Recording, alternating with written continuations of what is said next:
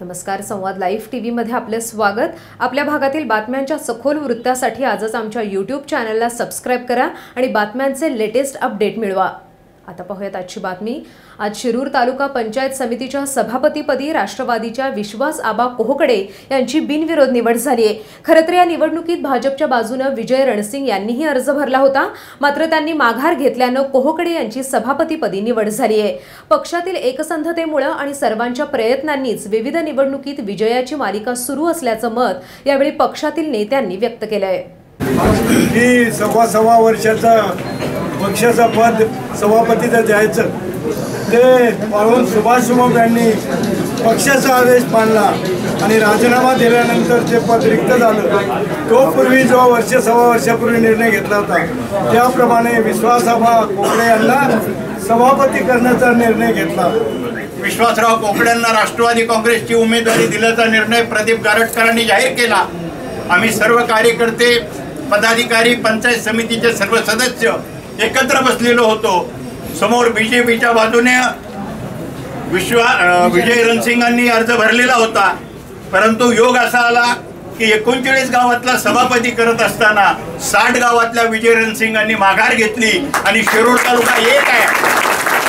तालुका एक आहे, राष्ट्रवादी काँग्रेसच्या पाठीशी उभा आहे। त्या आजच्या निवडणुकीने तुम्ही दाखवून दिलं की विद्यमान आमदारांचे आपण अनेक पराभव केले। कालची आमदारकी आपली काही लाटेमुळे गेली, पण तिथून पुढे तुम्ही जे आशीर्वाद दिले, मग घोडगंगेला 21-0 तुम्ही केलेला आहे, पंचायत समितीला तुम्ही निवडून सगळ्या लोकांना दिलेलं आहे, जिल्हा परिषदेला दिलं, मार्केट कमिटीला शशीभाऊ दसकुडे सारख्या चांगल्या तरुण कार्यकर्त्याला संधी दिली, खरेदी विक्री संघाला नरवडे सारखा आमचा एक तरुण चेअरमन त्या ठिकाणी केला।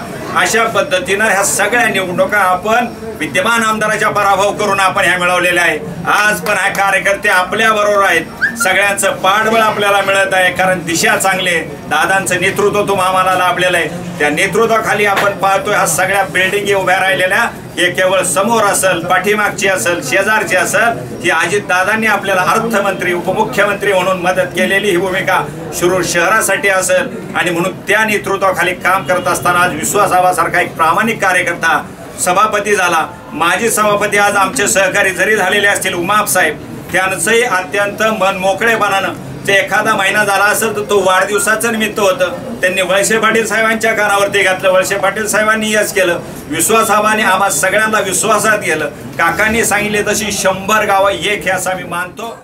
दरम्यान गुलाल उधळून नवनिर्वाचित सभापती विश्वास आबा कोहकडे यांची जंगी मिरवणूक काढण्यात आली। या विजयानंतर कोहकडे यांनी काय प्रतिक्रिया दिल्यात आपण पाहूयात।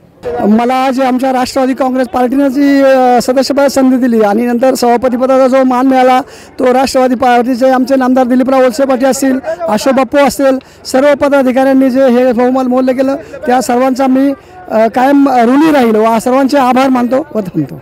तसं पाहायला गेलं तर हरेक निवडणुकीत 39-60 गावांचा मुद्दा प्रकर्षाने जाणवतो, मात्र यंदा असा भेद न होता सर्वानुमते सभापतींची निवड झाल्याचं मत सगळ्यांनीच व्यक्त केलं।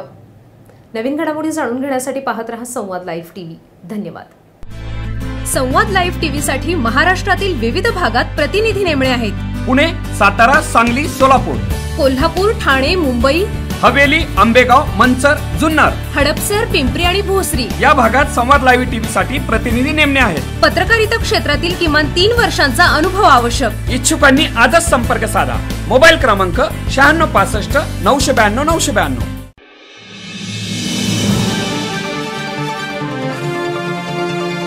संवाद लाईव्ह टीव्ही, आपला विश्वास, आपलं चॅनल।